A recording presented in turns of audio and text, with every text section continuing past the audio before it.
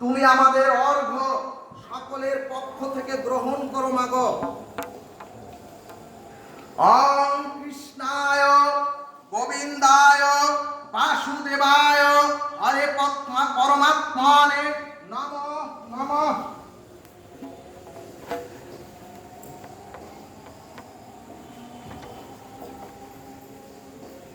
আকাশ বাতাস ত্রিভুবন সব তোমার হাতেই গড়া, তোমার লীলার মহান প্রকাশ এই তো বসুন্ধরা। তব শক্তি প্রভু ভক্তি মাঝে বলিছে ভক্ত যত, ভক্ত ভজিলে তোমায় পাব করিয়া মনের মতো।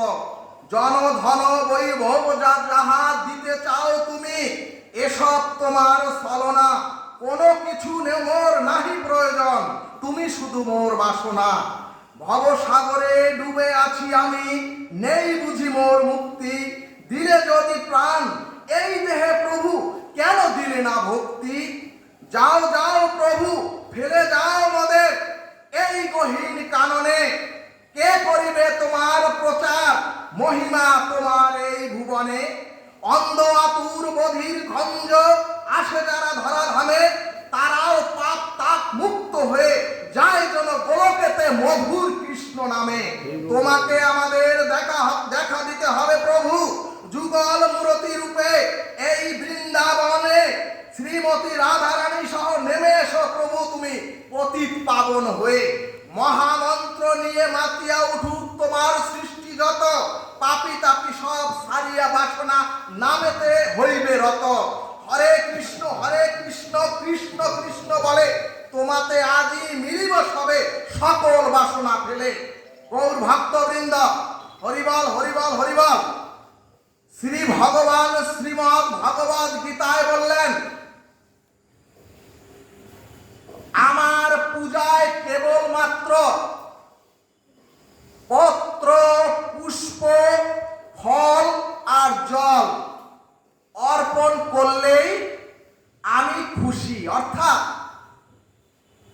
শ্রী ভগবান বললেন, যিনি ভক্তি সহকারে শুধু ফুল জল ফল অর্পণ করে আমি সেটাই গ্রহণ করি ভক্তি সহকারে। শ্রী ভগবান শ্রীমদ্ ভগবদ গীতার রাজগুজ্জ যোগের 9ম অধ্যায়ের 26 নম্বর শ্লোকে বললেন, পত্রং পুষ্পং ফলং তয়ং যো মে ভক্তা প্রযচ্ছতি। শ্রী ভগবান গীতার 9ম অধ্যায়ের শেষ শ্লোকে আবার পুনরায় কিভাবে ভগবানকে অনন্য ভক্তি করবেন, অনন্য যোগে ভক্তি করবেন সেটি বলে দিলেন। কিন্তু 9ম অধ্যায়ের 22 নম্বর শ্লোকে বর্ণনা করা হয়েছে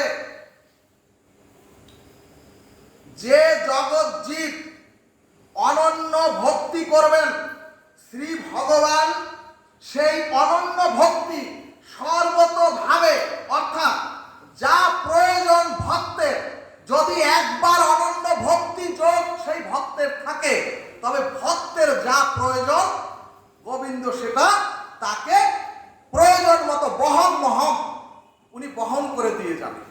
গৌর ভক্তবৃন্দ এরপরে রাজগুজ্জ যোগের 26 নম্বর শ্লোকে বললেন, অনন্য ভক্তি কিভাবে করা যায়। অনন্য ভক্তি বললি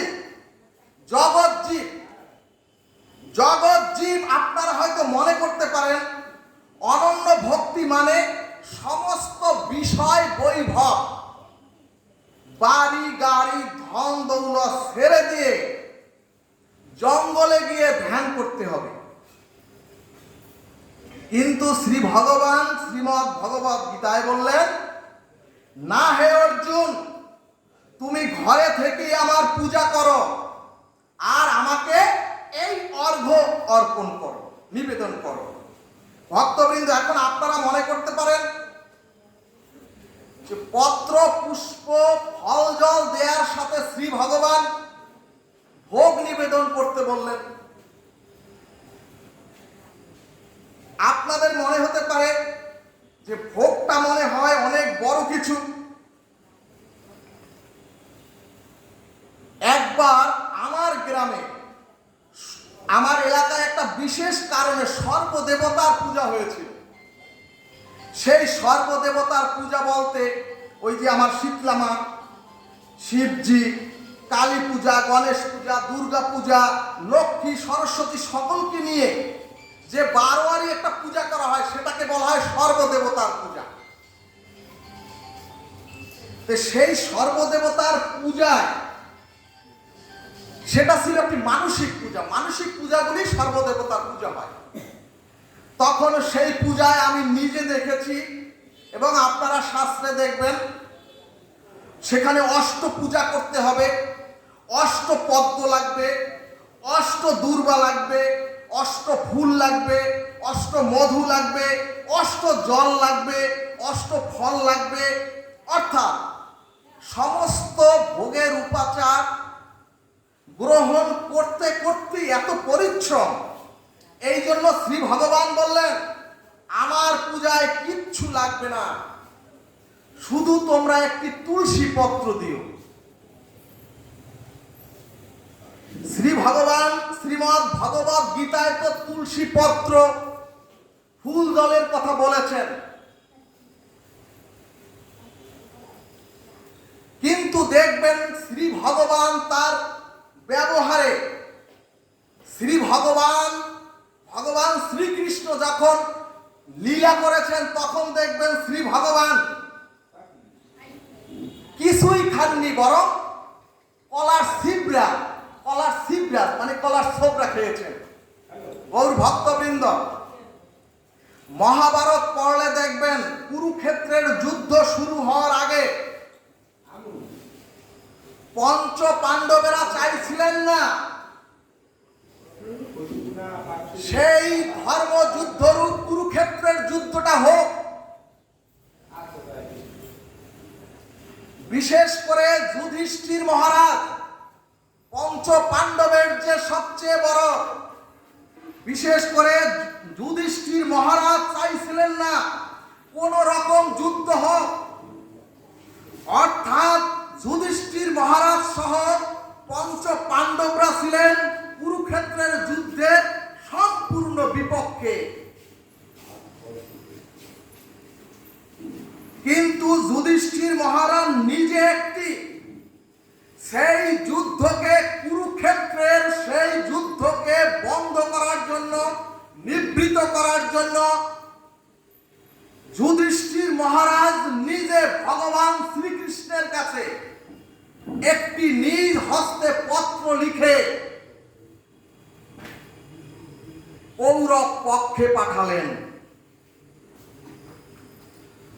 অর্থাৎ চিঠি লিখে যুধিষ্ঠির মহারাজ বললেন, কৃষ্ণ, এই চিঠিটা নিয়ে তুমি ওদের পক্ষে যাও এবং এটাই হবে আমার লাস্ট চিঠি, সর্বশেষ চিঠি। যুধিষ্ঠির মহারাজ কৃষ্ণকে আরো বললেন, আমরা একটা মিউচুয়াল, একটা সমঝোতা করতে চাই। যুধিষ্ঠির মহারাজ আরো বললেন সেই চিঠিতে,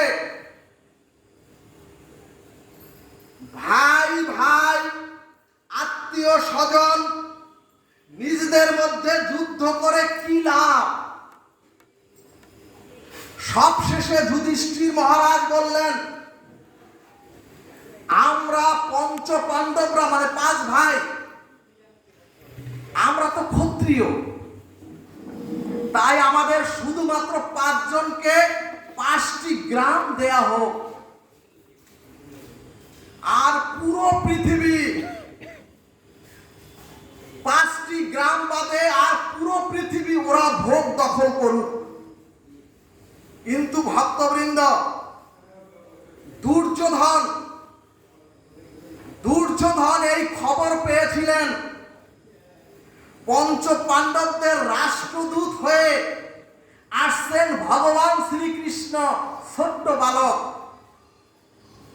আর কৃষ্ণ খেতে প্রচন্ড ভালোবাসে, বৃন্দাবনে কিনা চুরি করে খেয়েছেন ভগবান শ্রীকৃষ্ণ। খেতে খুব ভালোবাসেন। সেই জন্য দুর্যোধন তা জানতেন কি কি ভালোবাসেন। সেই জন্য কৃষ্ণকে ভালো খাইয়ে খাইয়ে হাত করার জন্য দুর্যোধন 56 ব্যঞ্জন রান্না করেছিলেন। তারপর কৃষ্ণ এসে রাজসভার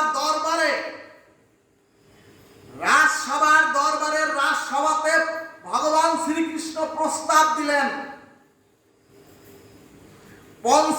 পঞ্চ পাণ্ডবদের আবেদনের কথা চিঠি দেওয়ার সাথে সাথে নিজের মুখে ভগবান বললেন, তোমরা সকল পৃথিবী দখল করে ভোগ দখল করো, ওদেরকে 5 জনকে শুধু 5টি গ্রাম দিয়ে দাও।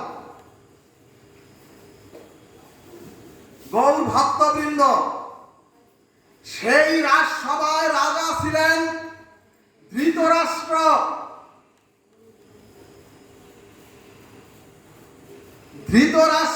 আর রাজকুমার ছিলেন সেই রাজসভায় দুর্যোধন।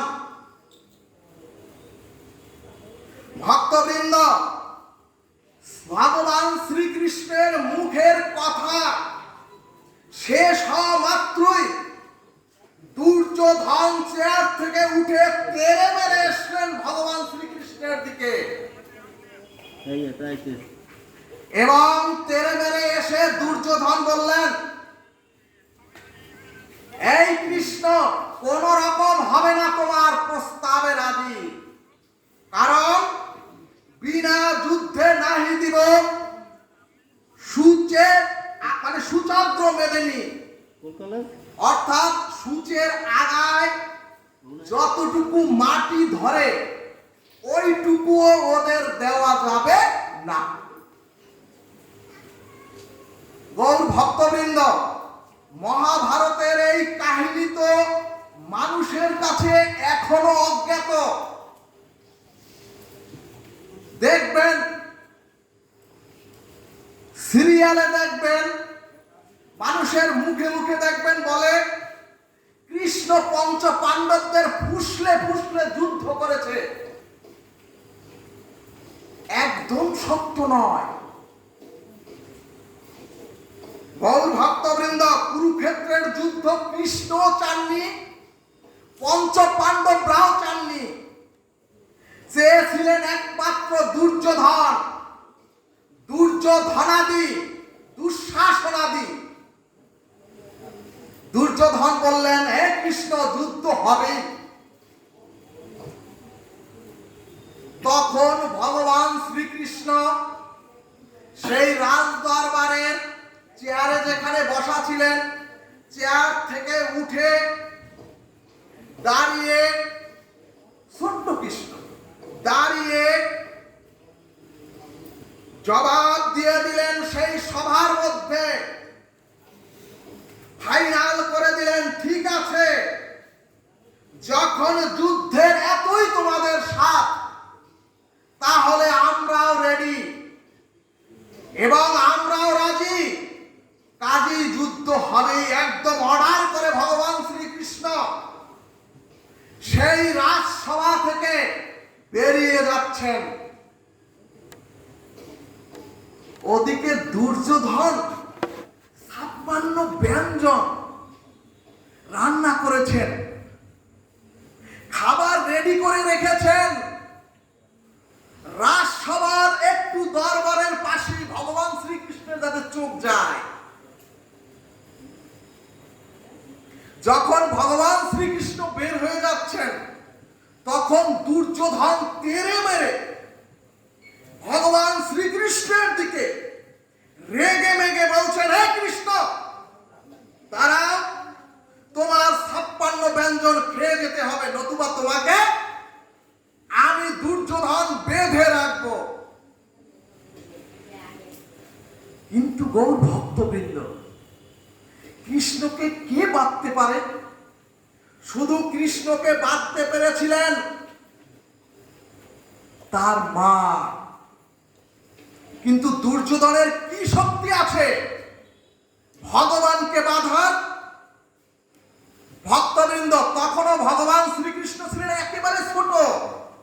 সেই ভগবান শ্রীকৃষ্ণ দরজায় দাঁড়িয়ে, সেই রাজসভার দরজায় দাঁড়িয়ে একবার মুখ হা করে দেখালেন বিশ্বরূপ।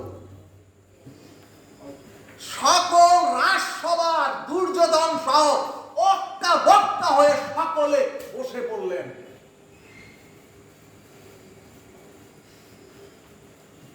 গৌর ভক্তবৃন্দ, পড়ে থাকলো সব রাজভোগ, সব ফেলে দিয়ে ভগবান শ্রীকৃষ্ণ চলছেন এবং পথে পথে রাস্তায় পড়েছে একজন, তার কাকি ছিলেন বিদুর রানী।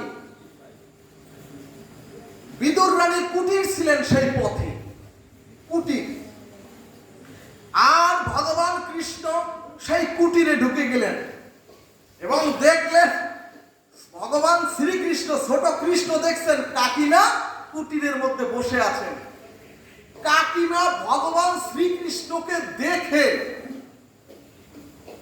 ভগবান শ্রীকৃষ্ণ দাঁড়িয়ে আছেন, নিজের বসার জায়গাটা ছেড়ে বলে, ও কৃষ্ণ এইখানে বসো।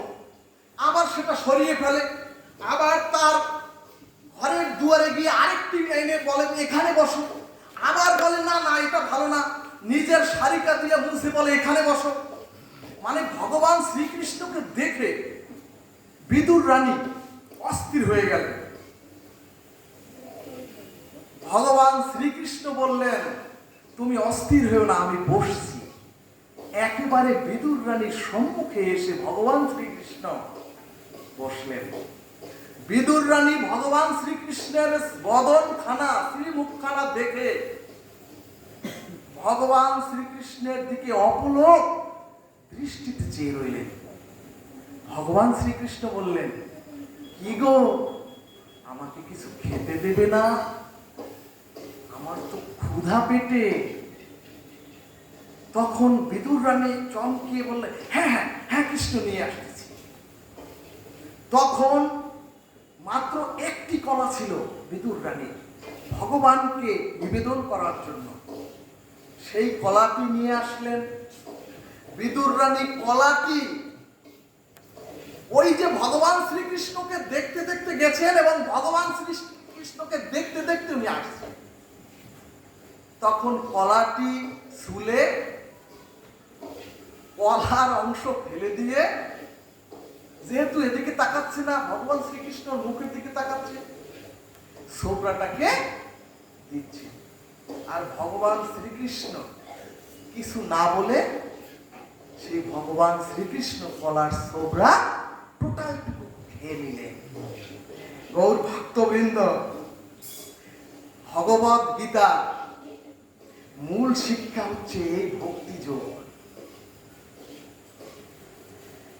এই যে বিদুর রানীর ভক্তি, এই ভক্তিযোগ, এটাই হল মূল শিক্ষা শ্রীমৎ ভগবদ গীতা। শ্রী ভগবান বললেন, স্বল্প মফস্বৎ ত্রায়তে মহত ভয়া। যদি জীব জন্মগ্রহণ করার পরে মৃত্যুর আগ পর্যন্ত স্বল্পকাল ধরেও যদি গোবিন্দের ভক্তির যোজন যাজন করেন, শ্রী ভগবান বললেন, সেই জগৎ জীবকে আমি ভগবান জগৎ সংসারের সকল মহাভয় থেকে আমি উদ্ধার করে আমার গোলকে নিয়ে পৌঁছে দেই। রাধে রাধে।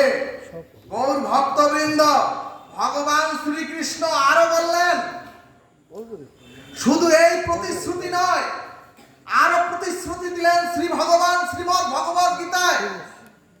কন্তীয় প্রীতি জান হীনামে ভক্ত প্রণশ্যতি। অর্থাৎ হে জগৎ জীব, তোমরা যদি আমার ভক্ত হও তবে আমি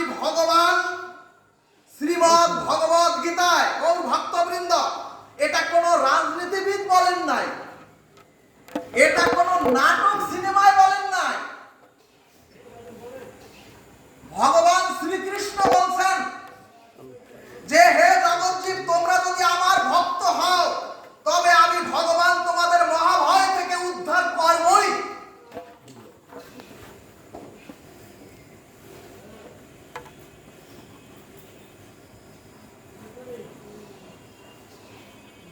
তবে গৌর ভক্তবৃন্দ,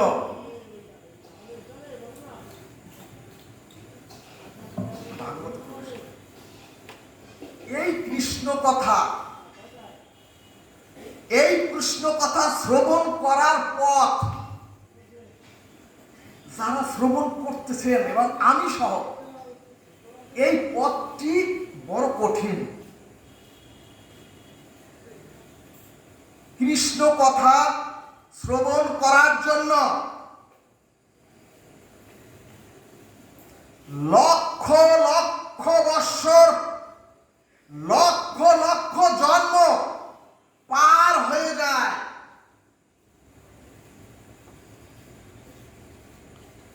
কিন্তু এ পথে কৃষ্ণ কথা শ্রবণ করার ইচ্ছাই হয় না। আর যদিও ইচ্ছা হয়, কিন্তু এই গোবিন্দের পথে, এই পথে চলতে গেলে দেখবেন এ পথ বড় পিচ্ছল, এ পথ বড় পিচ্ছল পথ। ভক্তগণ, এ পথে পা পিছলে যায় এবং এ পথে বড় বড় একটা কাঁটা। এছাড়াও এই পথে অপরাধ রূপ পিচ্ছলতার ভয়, অর্থাৎ কিরকম অপরাধের ভয়? 10 প্রকার নাম অপরাধ, 6 প্রকার বৈষ্ণব অপরাধ, 32 প্রকার সেবা অপরাধ। এই অপরাধগুলির যদি কোনো অপরাধ হয়ে যায় তাহলেই পা পিছলে গেল, মানে সে পড়ে যাবে, অর্থাৎ পতিত হবে। আবার এই রাস্তাটা উঁচু নিচু,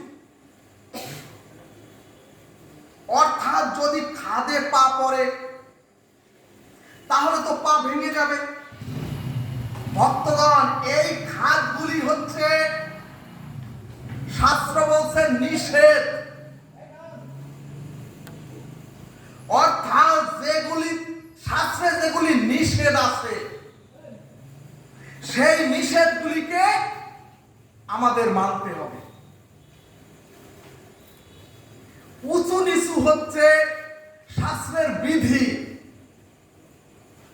অর্থাৎ যে বিধিগুলি পালন করার শাস্ত্রের নিয়ম আছে। গৌর ভক্তবৃন্দ, আমরা যারা সনাতনী হিন্দুরা জীবন পথে চলছি, আমরা কিন্তু প্রত্যেকে অন্ধ। কারণ আমাদের তো শাস্ত্র দৃষ্টি নাই। তাহলে এরা কি করে চলবে ভগবত পথে? এজন্যই সকল শাস্ত্র বলছে সমাজে অন্ধরাও তো চলে। অন্ধরা কি করে চলে? অন্ধদের হাতে একটি যষ্টি থাকে, লাঠি। সকল অন্ধরা দেখবেন লাঠির উপরে ভর করে চলে, অর্থাৎ একজন অন্ধ